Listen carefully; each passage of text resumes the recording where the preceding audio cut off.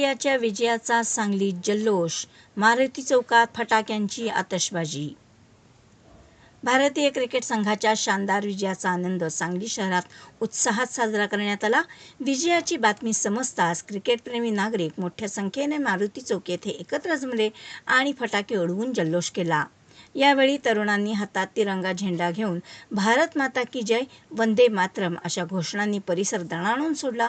ढोल ताशांच्या गजरात आणि फटाक्यांच्या आतषबाजीत विजयाचा आनंद व्यक्त करण्यात आला. अनेकांनी एकमेकांना मिठाई भरून आनंद साजरा केला. क्रिकेटप्रेमींच्या या उत्स्फूर्त प्रतिसादामुळे मारुती चौक परिसर काही काळ उत्साहाने गजबजून गेला.